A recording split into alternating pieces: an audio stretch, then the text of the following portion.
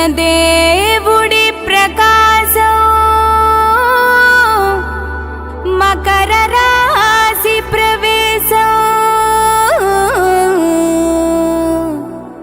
మంచు జల్లుల ప్రభాతం భోగి మంటల ప్రబోధం